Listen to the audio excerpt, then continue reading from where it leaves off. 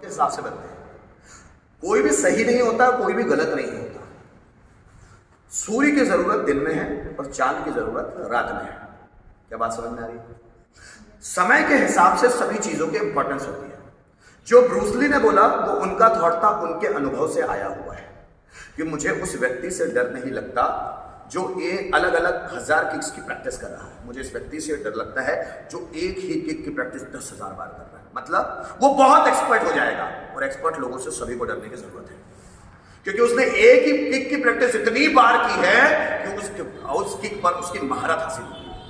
और जब भी कोई व्यक्ति महारती होगा उससे सभी डरेंगे। जैसे अर्जुन से महाभारत के युद्ध में सभी डरते, राम से सभी डरते थे। बताइए क्यों? वो एक्सपर्ट है अपने फील्ड में।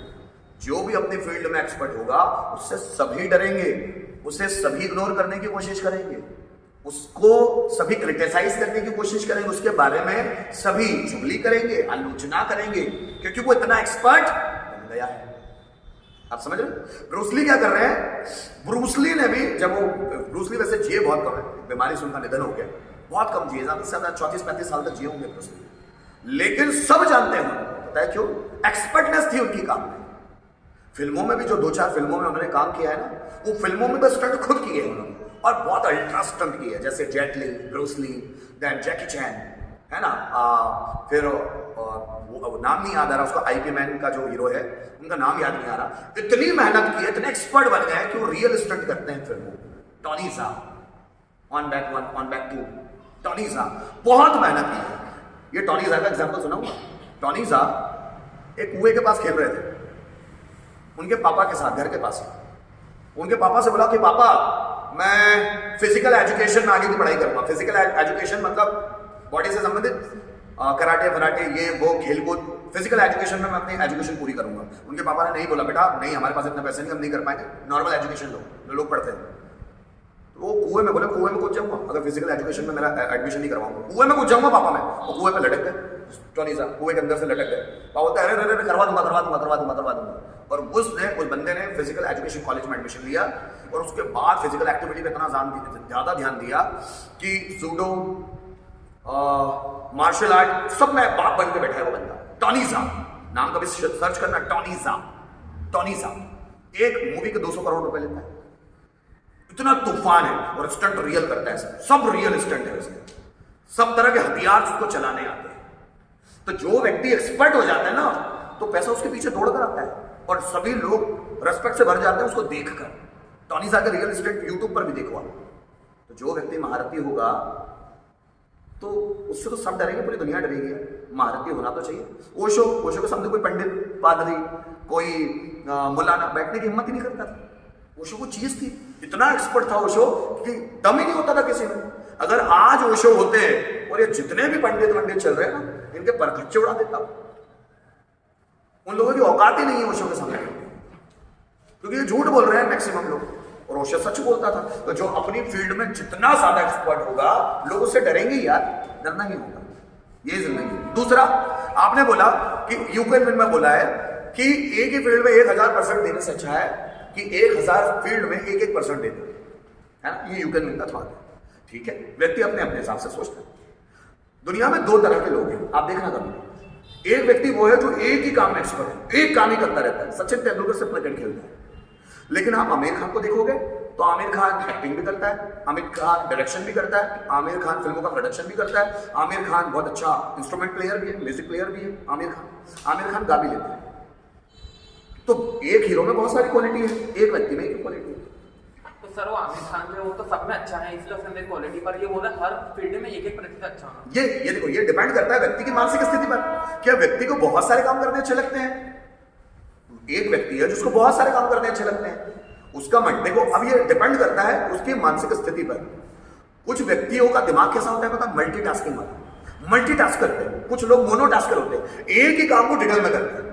ऐसे लोग भी, जैसा आइंस्टाइन एक काम में लगे तो उसी में घुस जाते हैं अंदर, एडिसन एक ही काम में घुसे उसी में लग गए। कुछ लोग मल्टीटास्कर होते हैं कि एक समय में बहुत सारे काम करते हैं। ये भी कर लेते, ये भी कर लेते, ये भी कर लेते, ये भी कर लेते, ये भी कर लेते। पर ये कब आता है? मल्टीटास्किंग किसी से कब हो सकती है? जब वो मोनोटास्किंग कर सकता है, जब वो सिंगल टास्किंग कर सकता है। जब कोई एक काम करने में कोई व्यक्ति बहुत ज्यादा एक्सपर्ट हो जाए, वो बहुत सारे काम भी कर सकता है, 1 मिनट में 5 काम भी कर सकता है अलग अलग। ये भी कर लेता हूँ, ये भी कर लेता हूँ, ये भी कर लेता हूँ, ये भी कर लेता हूँ। लेकिन वो एक्सपर्ट होगा एक काम को कॉन्सेंट्रेटेड करने से, एक काम में कॉन्सेंट्रेशन लाने से, एक काम में फुल फोकस्ड होने से। तो व्यक्ति सिंगल टास्कर ही मल्टीटास्कर हो सकता है, कभी भी मल्टीटास्कर अचानक नहीं हो सकता। जैसे आप एक क्या बोलूं मैं, एक व्यक्ति है लियोनार्डो दा विंची। ये व्यक्ति है लियोनार्डो दा विंची, बहुत बड़े पेंटर भी है। जूलॉजी में भी उनको बहुत एक्सपर्टनेस है, जियोलॉजी में भी बहुत इंटरेस्ट है। मतलब वो 13 सब्जेक्ट में एक्सपर्ट है, और हो नहीं सकता व्यक्ति ऐसा। 13 सब्जेक्ट में एक्सपर्ट थे। कौन? Leonardo da Vinci. ये 13 सब्जेक्ट में एक्सपर्ट थे। कैसे पॉसिबल है? क्योंकि उनको इंटरेस्ट था, उनका माइंड ही वैसा था।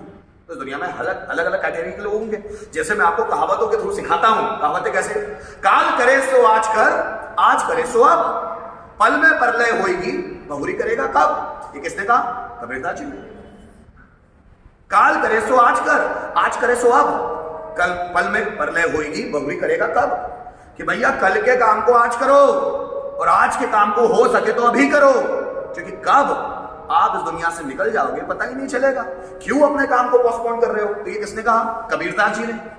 लेकिन बहुत सारे बुद्धिजीवी ऐसे भी हुए जो बोलते हैं सब्र का फल मीठा होता है। भाई आराम से करो, इतनी जल्दी क्या है? तो फिर आप बोलेंगे कौन सा सर, कबीरदास जी सही है कि ये व्यक्ति सही है जिन्होंने कहा कि सब्र का फल मीठा होता है? मैं बोलूंगा दोनों सही है अपनी अपनी जगह पर। जैसी स्थिति आए वैसा करो। जब काम की बहुत ज्यादा जरूरत हो तो काल करे सो आज कर, आज करे सो अब। और जब ऐसा लगता है कि ठीक है ये काम बाद में भी किया जा सकता है, तो इसके लिए ये थॉट है सब्र का फल मीठा होता है। जैसे जिंदगी में आप बहुत सारे काम करोगे, तो आप कोई काम कर रहे हो और काम करते रहो करते रहो करते रहो, अब आपका मन उबने लग जाए, तो आप अपने आप से बोलो ठीक है मैंने बहुत किया, अब थोड़ा सा ब्रेक लेके करूंगा। अपने मन को समझाओ। जैसे आमिर खान बोलते हैं ना 3 इडियट में all is well, all is well. वो डरता है all is well, all is well, all is well, ताकि वो बेहतरीन बन जाए। तो ये मन को समझाने का एक तरीका है। जैसे आप काम करते करते बीमार हो जाए, अब बीमारी में आप सोच रहे मैं पढ़ूंगा कैसे, तो अपने आप को मन को समझाओ कि सबसे पहले मेरा स्वास्थ्य जरूरी है, मेरे लिए ठीक होना जरूरी है, क्योंकि मैं जिंदा तभी मैं काम कर पाऊंगा। अपने आप को समझाओ। ये थॉट्स अपने आप को समझाने के लिए बनाए गए स्थिति के अनुसार। जिस व्यक्ति ने जैसा अनुभव किया वैसे उसने थॉट्स दिए। अब स्वामी विवेकानंद बोलते हैं धर्म ये सबसे बड़ी पूजा है, ये स्वामी विवेकानंद बोलते हैं। पर जॉर्ज बर्नार्ड शॉ क्या बोलते हैं? जो मंदिर में जाते हैं वो भीख मांग रहे हैं। और स्वामी विवेकानंद बोलते हैं धर्म ही सबसे बड़ी पूजा है। दोनों के थॉट्स अलग अलग है, लेकिन आप इन थॉट्स की गहराई में जाने के लिए दोनों एक ही है, एक ही चीज है। हाँ, पर वो कहने के तरीके अलग अलग है। स्वामी विवेकानंद जी बोल रहे हैं धर्म ही पूजा है, पर धर्म क्या? वो चीजें जो हम करना चाहते हैं वो दैट इज धर्म। जैसे सचिन का धर्म है क्रिकेट खेलना, सो सचिन को पूजा पाठ करने की जरूरत नहीं है। कृष्ण बोल रहे हैं भगवत गीता में कर्म ही पूजा है। सचिन क्या कर रहा है? क्रिकेट खेल रहा है, कर्म कर रहा है उसमें, वही उसका धर्म है। कर्म ही धर्म है, कर्म ही पूजा है, धर्म ही पूजा है। ये स्वामी विवेकानंद बोल रहे हैं जो आपके अंदर से निकले वही काम करो। दूसरे के बोलने से कुछ भी मत करो। आपके माँ बाप कुछ भी बोले उनको बोलने दो, आपके टीचर्स कुछ भी बोले उनको करने दो। आपको अंदर से जो निकलता है वही करना है, क्योंकि वो ईश्वर की आवाज है जो आपके अंदर से निकालना चाहता है। चल गाने गा, तो आप गाने गाने लग जाओ, आप सिंगर बन जाते हैं, अरिजीत सिंह बन जाए। चल डांस कर, मैं देख लूंगा सब, तो आप माइकल जैक्सन बन जाते हैं। चल पेंटिंग कर, तो आप मकबूल फिदा हुसैन बन जाएंगे, रवि वर्मा बन जाएंगे, लियोनार्डो दा विंची बन जाएंगे। या आप चल मूर्ति बना, मैं सब देख लूंगा। फिर हम बोलते हैं यार मूर्ति में तो पैसा मिलेगा नहीं, मूर्ति कैसे बनाऊं? तू बना, मैं देख लूंगा सब। तू क्रिकेट खेल, मैं देख लूंगा सब। वो अंदर के ईश्वर की आवाज है तुम्हारे। लेकिन हम बाहर के ईश्वरों की आवाज सुनते हैं, हम अंदर के ईश्वर की आवाज नहीं सुनते, तो हम कमजोर होते हैं। बात समझ में? हमारी जितनी थॉट प्रोसेस बदलती है उतना ही हम बुद्धिजीवी होते हैं। जैसे जॉर्ज बर्नार्ड शॉ बोल रहे हैं कि जो मंदिर में जाते हैं भीख मांगते, सही तो है। आप सब कुछ पा सकते हो अपने दम पर, आप सब कुछ पा सकते हो अपने दम पर, उसके बावजूद भी आपको ईश्वर से भीख क्यों मांगना है? छत्रपति शिवाजी महाराज तो भीख नहीं मांग रहे किसी से, मार्क जुकरबर्ग तो भीख नहीं मांग रहे चर्च में जाकर, बिल गेट्स तो भीख नहीं मांग रहे। जब उन लोगों को मिलता है तो आपको क्यों नहीं मिलेगा? मेहनत तो करो। मेरे अकॉर्डिंग भगवान के पास भीख मांगने वो लोग जाते हैं जिनको अपने आप पे भरोसा नहीं होता। हे भगवान कुछ चमत्कार कर दे मेरी जिंदगी में, लॉटरी लगा दे 2 करोड़ की। वही लोग भीख मांगेंगे जिनको खुद पर भरोसा नहीं है, जिनको खुद की सामर्थ्य पे भरोसा नहीं है, वो मंदिर जाएंगे भीख मांगने। हे शिव जी मेरी बेटी की शादी अच्छी जगह करवा दो। शिव जी को भी पता है, वेट करो, समय आएगा, सबके योग बनते हैं, हर चीजों का योग होता है, योग आने दो, सब काम होगा। आपकी चिंता से कोई काम हो जाता है?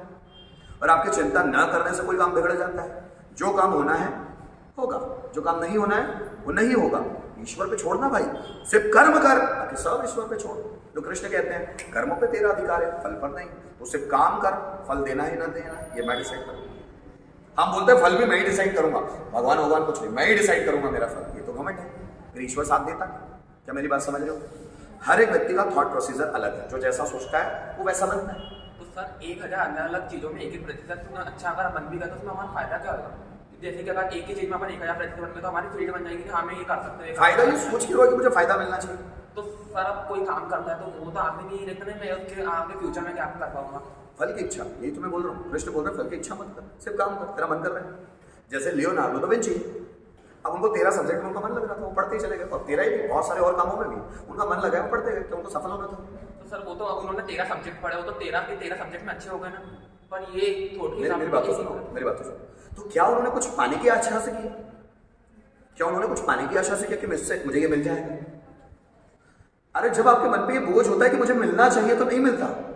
जब आप माइंड के तौर पर फ्री होते हो, मुझे नहीं पाना, मैं आपको फिर भी बोलता हूं, मुझे इंग्लिश बोलना सीखना है, ये टारगेट मत बनाओ। मुझे सिर्फ पढ़ते रहना है, जो जो सर बोलेंगे वो करते रहना है। कब इंग्लिश आ जाएगी पता ही नहीं चलेगा। फल की चिंता पहले से क्यों करना है कि मेरा फायदा क्या? आप नौकरी करो और नौकरी में आपको मिल रहा है 50,000 रुपए महीना। नौकरी में आपको कितने मिल रहे हैं? 50,000 रुपए महीना। और आप बोले कि आप 50 नहीं 60 मिलना चाहिए, तो 60,000 आपके बोलने से मिलेंगे कि आपका काम बोलेगा? काम बोलेगा तो काम पे ध्यान दे। कृष्ण वही बोल रहे हैं ना, कर्म कर, फल की इच्छा मत कर। 60,000 मिलना है तो वो तेरे कर्म से मिलेंगे, तो काम में जान ला, 60,000 बढ़ जाएंगे। क्या बात समझ में आ रही है?